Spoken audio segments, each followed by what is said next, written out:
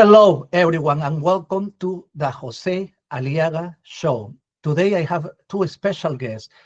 Shane Trejo, who is the president of the brand new party, PAC, who's well known, recognized, and really much doesn't need introduction. And Tony Prieto, who is running for the 11th Congressional District for Congressman, for Michigan Congress. How you doing, guys? All right, great. Thank you. Thanks for having me on the show, Jose. Hello, Troy. Glad to be here. Thank you. And thank you, Shane, and Tony to take that time. I know Tony is in Mexico and Shane is also far away, but thank you. I appreciate you taking that time to meet with me. Guys, it's getting very heat about the governor race in Michigan. You see now Perry Johnson just announced. He also says he has $9 million. And Shane, what do you think about this new candidate coming to the race? Perry ran 4 years ago. Wasn't able to get the ballots or the amount of signatures needed. I think there was some kind of fraud related to the company that he had hired. Not to say that he committed the fraud. I think it was like a ballot company that was engaged in some kind of funny business. I don't quite recall the details of it, but Perry certainly has a lot of money. He's got from what I've seen, he's a solid conservative. It's just that, it's a lot of people in the race are going to be, he's the oldest person in the race by quite a bit. Definitely spry for his age, like President Trump is. But, I think the optics of it will be more difficult because, Donald Trump was a household name when he ran. When you're running in your late 70s, that's as someone who is not as well known, that's going to be an impediment, I think. But he certainly got the money. He's definitely, I think, going to have a good platform. But I'm skeptical as to how much support he'll be able to get. I think that, unfortunately, it's probably going to be John James who is going to be the governor.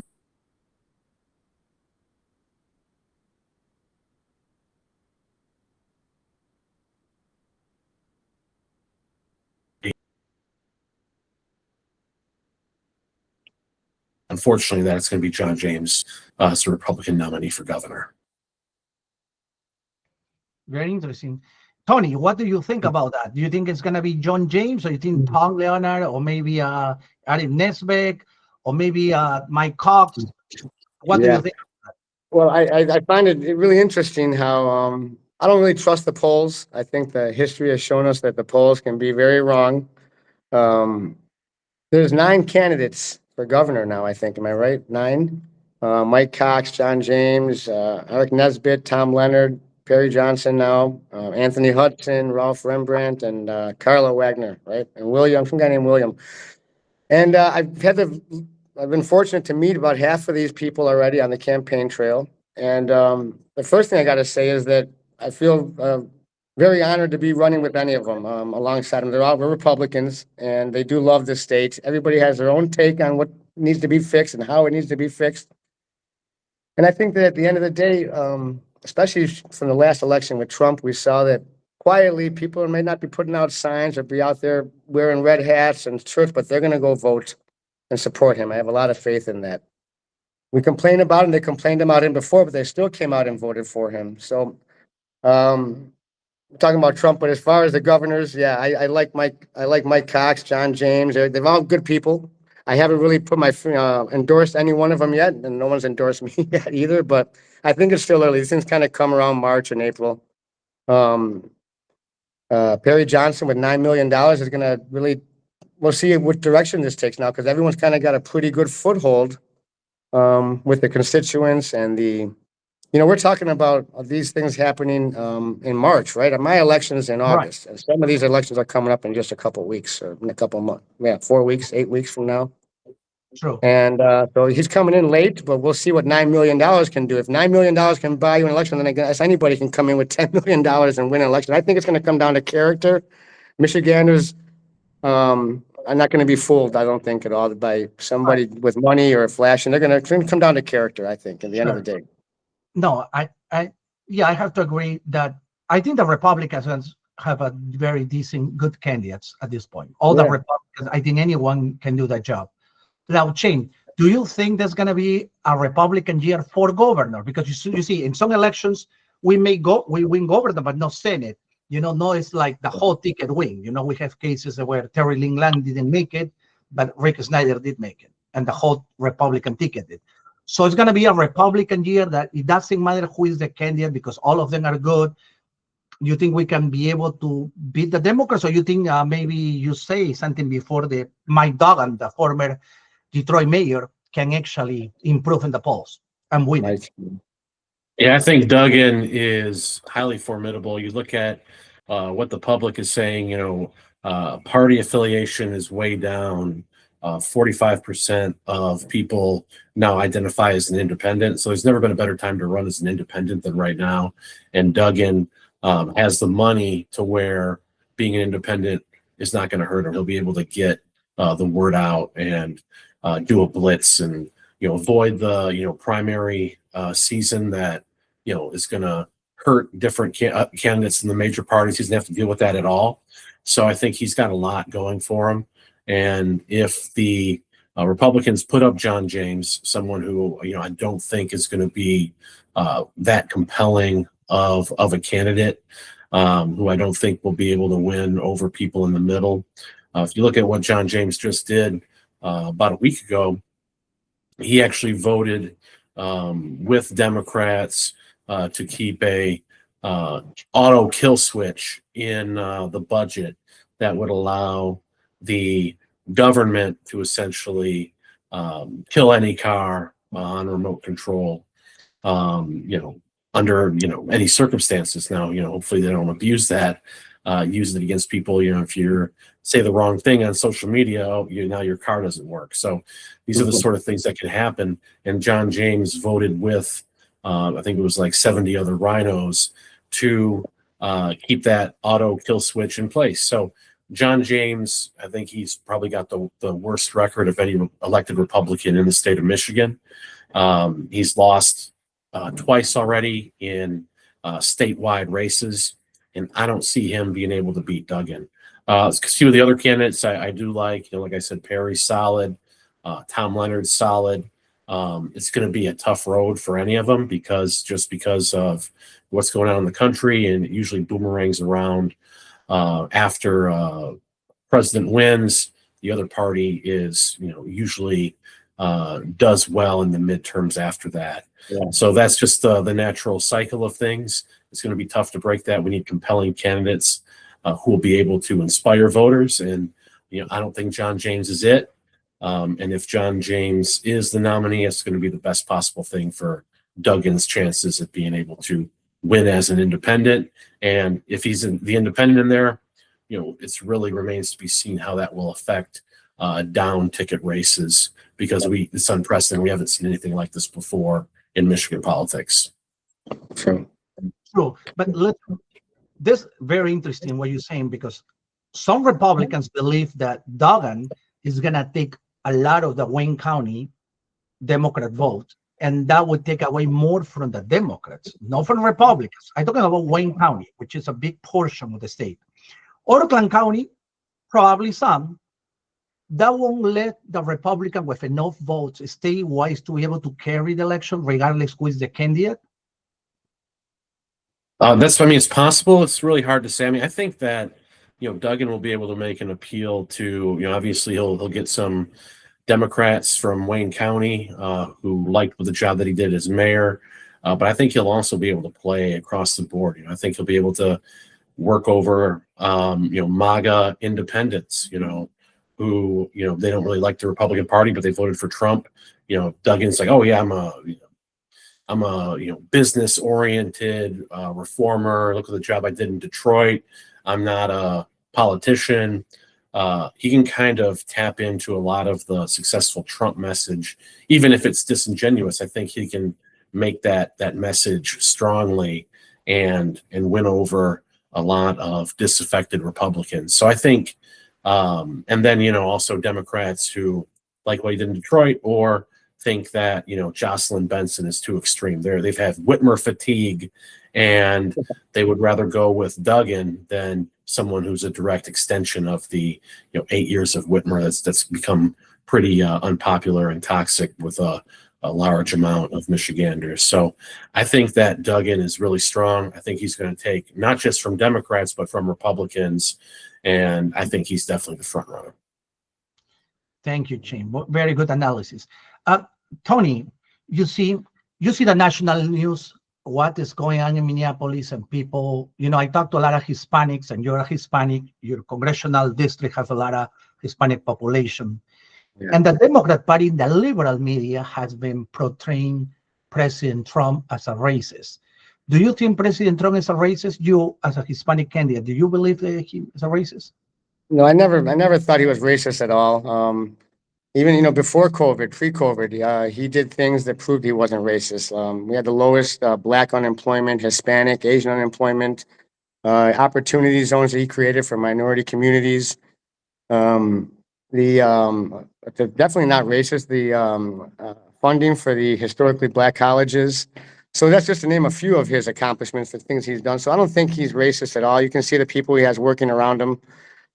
And as someone who's had to deal with racism many times in my life, and my parents, my mother and my father are both immigrants, my mother from Cuba, my father from Colombia, and they did the legal process. My father joined the army, and they came from communist regimes or socialist countries over 55 years ago. And my mother today says she didn't leave there 55 years ago to come back and have the country turn to a socialist country again. So I think that it's so important this midterm, and I believe that come July 4th, which will be 1 month before the August 4th election for the primary, when people are going to have that spirit inside of them. I think it's going to be a different time than historical time. We look at things historically, then yes, people don't go and vote in the midterm. But I think this midterms with our 250th birthday of the United States is going to really pull people out. And Trump is smart. He knows exactly what we're talking about now, and he'll find some way to position the Republicans to be in a better position with the public, I believe. I see. I'm going to help him out with that too. Sure. Shane, the liberal media is portraying the ICE is basically, they saying that it's comparable, similar tactics like the Gestapo, which was kind of the Nazi police back in World War II. Do you believe ICE and Gestapo are the same thing?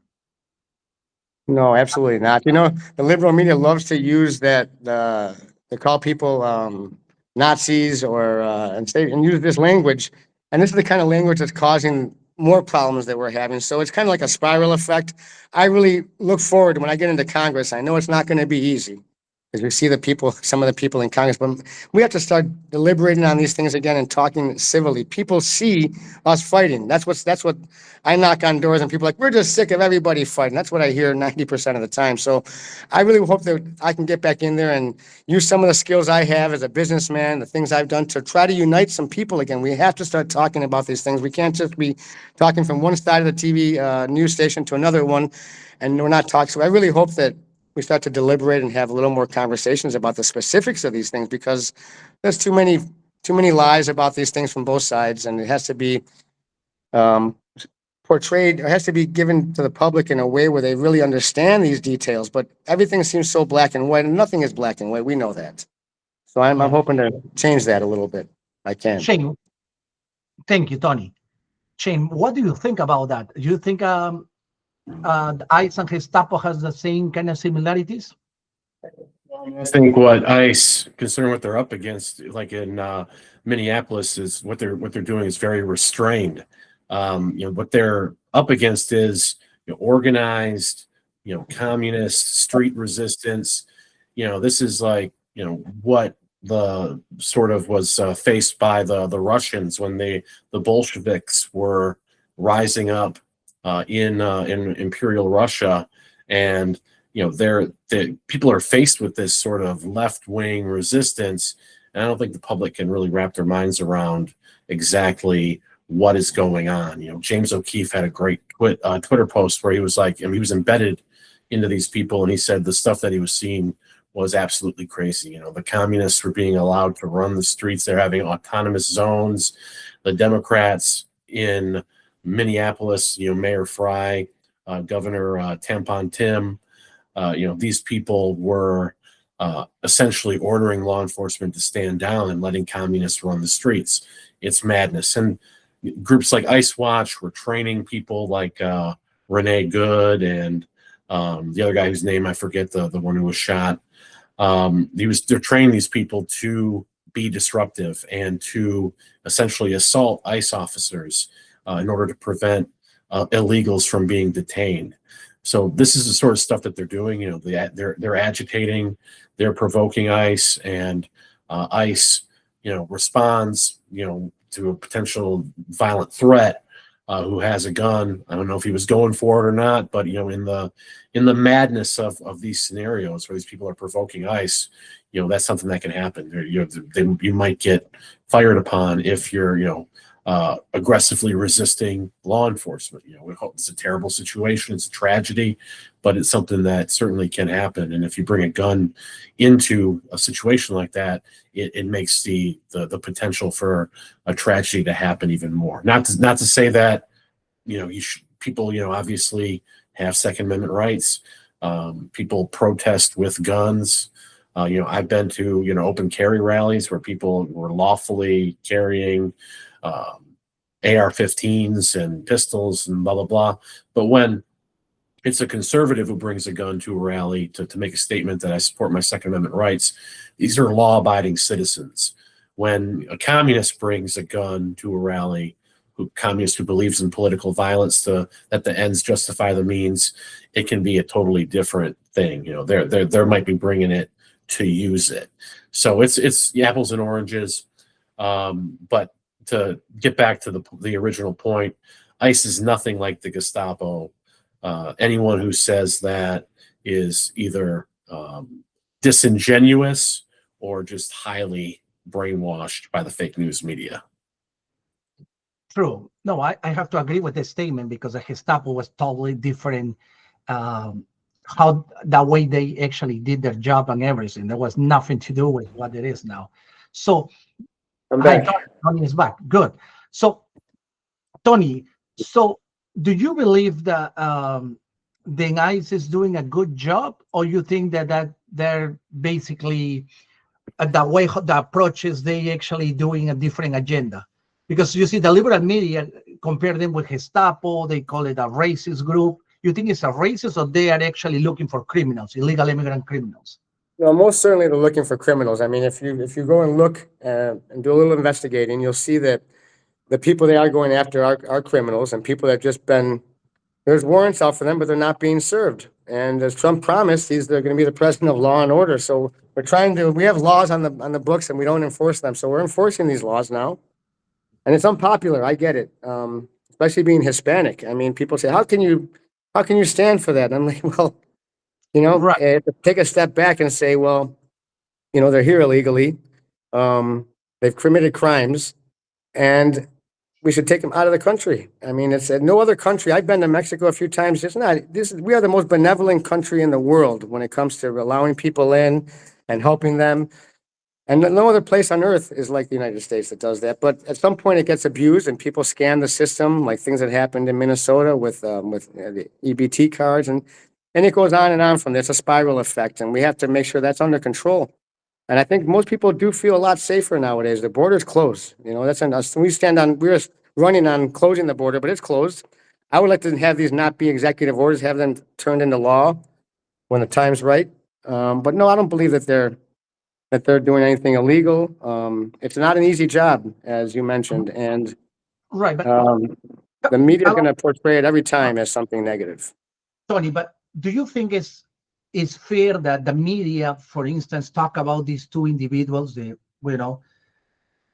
I mean, I feel bad for their families, for that couple Sure. lost, the couple people that got shot, but it's thousands of people that got raped, they got killed by illegal immigrants, and the media don't talk about that. That's right. The victims, you know, it's easy to just forget about the victims after something's been done and focus on those kind of issues. But the victims are the ones that suffer the most, and it takes long time for these things to heal. And how can people have faith in the system if they're victims of this and they're not seeing justice? People get out, they go in 3 or 10 times and they're still let out on the streets and then commit a crime like that guy that stabbed that girl in the neck in Georgia. I think it was Georgia, Atlanta. And that guy should not have been on the streets. That quite simple. That guy should have been in jail. He's been 10 times released. So, yeah, that's my stand on that. I tell people we have to take these, some cases they've shown me and said, what about this guy? Okay, if some of these cases have gone and they turned them around and people got out, I understand it's tough and it's rough and you're going to go through being detained and then getting let out. It might be embarrassing, a million other emotions that are attached to that. But the people that do deserve to be here, I think they're fighting for, and they've been many cases where they're allowed to stay and things get turned around. But definitely the ones that are, let's get rid of all the bad guys first. They run those democratic cities, and it's obvious, And so getting rid of a lot of these guys is going to change people's perception of safety. When we see bad things happen on the news, it scares people. Yeah, no, absolutely, Tony. Shane, now, you see, I saw a lot of videos, and actually I look at it on YouTube as well, when Clinton, President Bill Clinton, Barack Obama, Hillary Clinton, Chuck Schumer, Nancy Pelosi, they support the poor illegal immigrants. They actually want to cut also some of the benefits that some of the illegal immigrants get through taxpayers because they said it wasn't fair and all that. And actually, they want to secure the borders. In some videos, I saw how Barack Obama was called President George W. Bush for not secure the borders and for not be very effective deporting illegal immigrants. What changed is the same thing President Trump has been not just talking, but actually doing. So what did change for the Democrat platform suddenly when Trump started doing what they were preaching for many years? I mean, I think the Democrats just used to have to pay lip service to securing the border and stopping illegals because they thought it would help them win elections. I guess they've now so many illegal immigrants are in the country that they think openly pandering to that voting bloc is the way to go. So I think it's just kind of the devolving of what's been going on in our country as the demographics have shifted and changed. Now that they feel like openly pandering to illegal immigrants is the way to go. And you see what's going on, the floodgates have been open. You see with the Somali fraud in Minnesota. Now there's Somali fraud in Maine. So, the illegal immigrants have been let in, and now they're being allowed to scam the system as Democrats look the other way as kind of a way to, I guess, to pay off your new constituents. So it's just opened a floodgate of corruption, and the Democrats have, I think, gone in a more radical direction on every issue. Trump kind of being the catalyst to that, their overreaction to Trump, they're being ginned up into a frenzy by the media has caused them to go in a much more radical direction, like Zohran Mamdani in New York City, Ilhan Omar, Bernie Sanders. These are really the figures who are at the core of the Democrat Party now. And all the moderates, people like Chuck Schumer and others in the party who, Joe Biden, whoever else, Kamala, all these people, are probably willing to go with the flow just to stay in power or to be at the forefront of what's going on in the Democrat Party. They're going with the flow. They're embracing more of the radical stances because it's just what their constituents demand, and it's getting worse and worse. And you see the Bolshevik style street thuggery in Minneapolis. This is something that the Democrat Party is fostering, and it's because their constituents demand it. So I think that the Democrats were willing to look the other way all these years, and now it's just gotten to the point of where it's a total disaster for our country. Absolutely. No, I agree with you. It's a good statement. And I see a lot of the Democrats have been flipping their positions because for many years they were preaching that, and soon President Trump started doing his job. Now they don't support what he's done for many years, and that's kind of creating a lot of controversy. And some of the media doesn't bring it up. The liberal media actually are quiet, and now they want to put Trump like he's a faces, like he had the revive the Gestapo, tactics through eyes, and so many lies that are not true. So I'm glad that you bring it up. That Tony, typically, I mean, you're running for Congress, and then typically the president wins and usually have the majority in the Senate and in the U.S. House. But after 2 years, most of the time by statistics, not always, but most of the time, the president sometimes can lose the House, regardless if you're Republican or Democrat. How is your take on this? Do you think Trump may lose the House this year election? Not if I can help it. I look forward to finally bringing him the 11th congressional district. It's been 8 years. I think it's definitely time for a change. And from what I hear, people want change.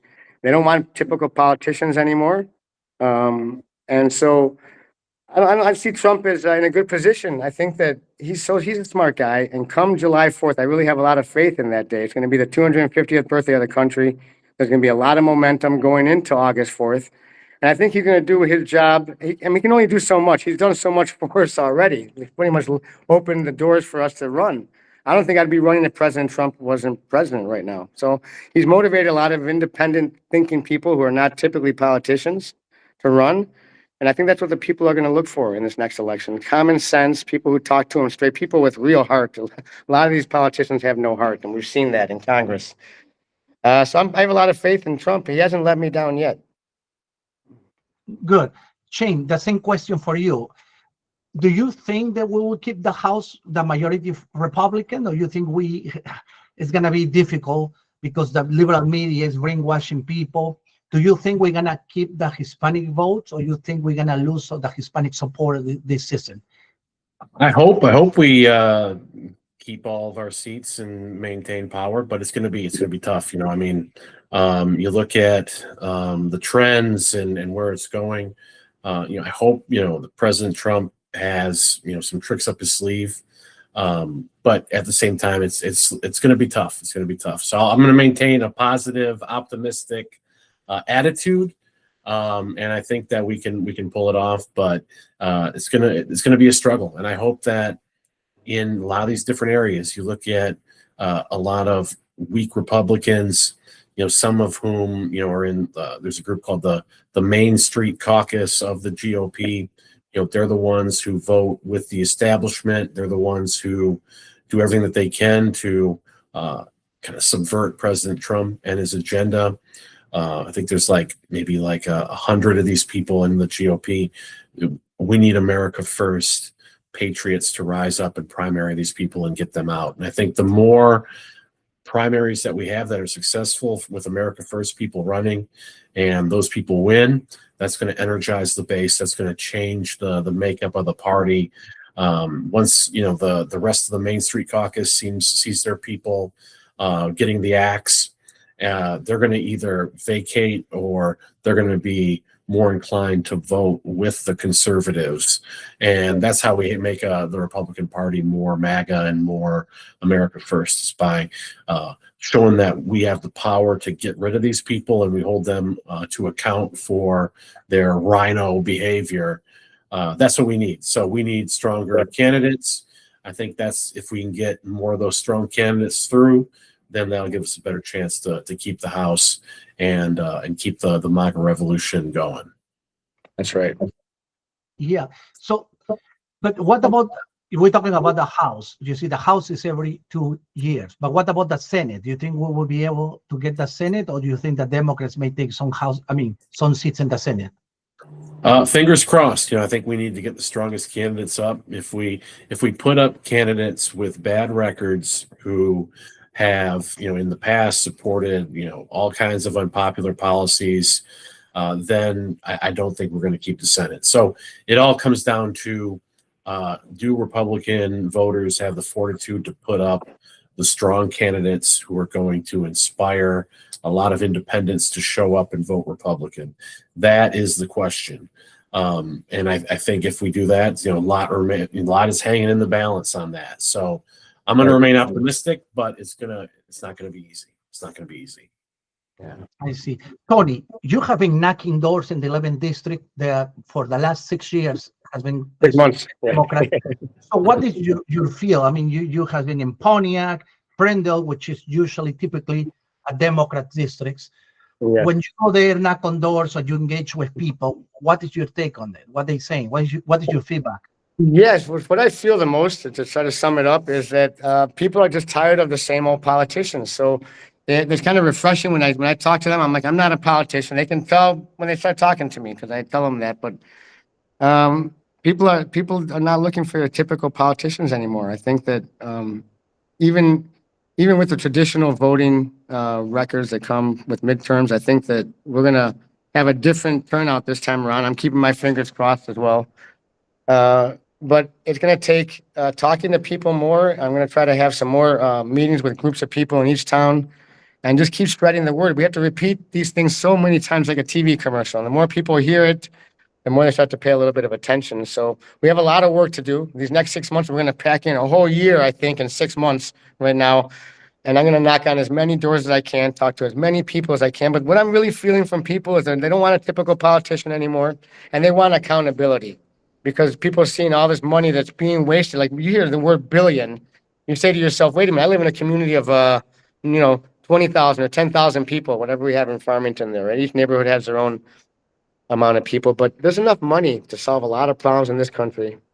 And it gets stolen, wasted through the corruption, through the swamp that we've been trying to drain since Trump got into office. And the more we focus on these things, the more people are talking about it.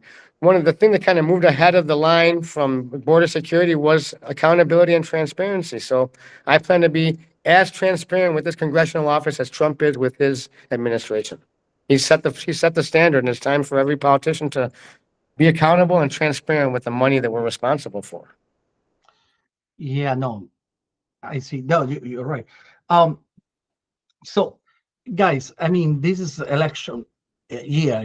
We're gonna see a lot of more things, and the Democrats always like to pull something out of the hat and try to make a conservative run. But Shane, you see, I don't have a problem at all if our federal law enforcement are removing illegal immigrants. They are criminals. Criminal. Why we want criminals? I don't know why. If people protesting, defending illegal immigrants who are criminals. The word criminal is that they commit a crime, whether it's in a U.S. soil or in their former or the country they belong for. You see, in Venezuela, Nicolás Maduro, the dictator, he's in jail now. He opened all the jails in Venezuela and allowed these criminals to cross the border and came because we have a really bad immigration policies from President Biden. They open all the borders. So everybody come, we didn't filter out. I'm not saying that every immigrant that crossed the border at that time are bad people, because I know the Biden give them some political asylum, or they give some sort of documentation. But many of those guys are criminals. I mean, people, they commit murder, serial killers, drug dealers, they've been in jail. So they have all these criminal records and they come to America and all that. I don't know why it's protesters. I don't know why some people want to defend these criminals here, because why we want to import criminals? I mean, I don't have a problem with a good citizen that's looking for opportunity. They already have his documents, and then they try to assimilate to live in the United States, which is a lot of good people. They already have their work visa and so forth, work permit of work and all that. But these criminals, why I hearing George Soros Foundation, I hearing other names of why these people are supporting criminals? Can you tell me, Shane, what did you take on that?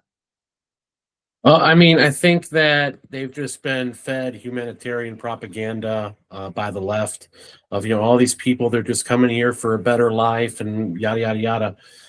That's can be the case. It's the case sometimes, but I think more often it's economic migrants who are being brought here, by NGOs, as a part of a way to overwhelm the country's demographics and buying these people off with scams and with welfare, encouraging them not to assimilate, encouraging them to hate the country that they're coming into, as a part of globalism. You've seen it over in Europe too, but more with Muslims from Africa and other countries coming in, flooding these countries so that they can be the new culture, replacing what Europe has historically been, replacing what America has historically been, for the past 200 and plus years.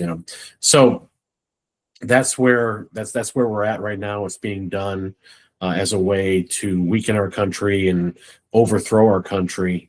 So that's the situation that's at hand, and the public who is told to be sympathetic.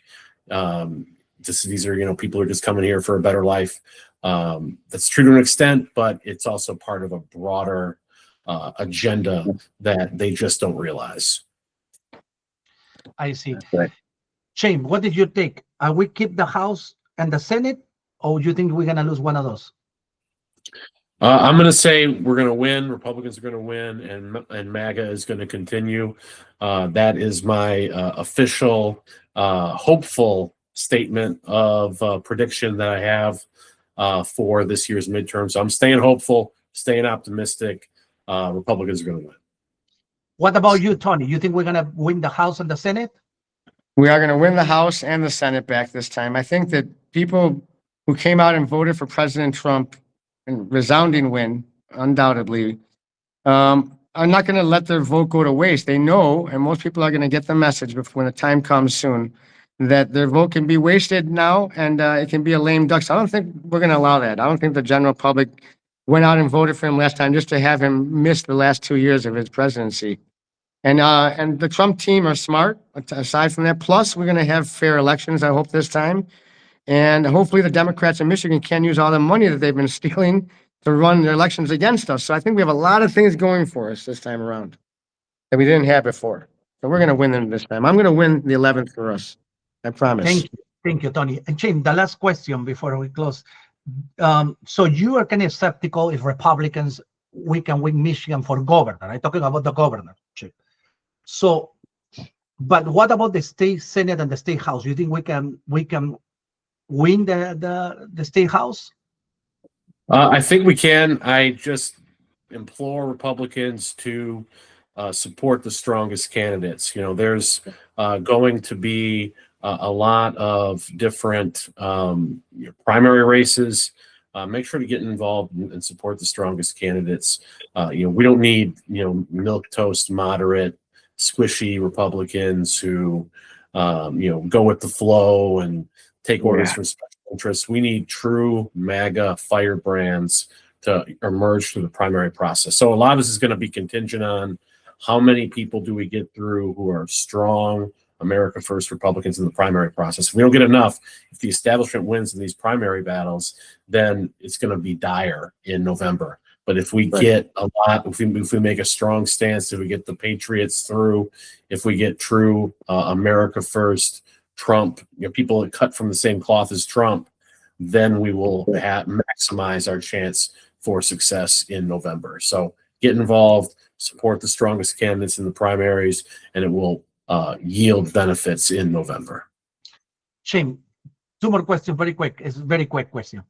Who's gonna win the primary for Republican Attorney General?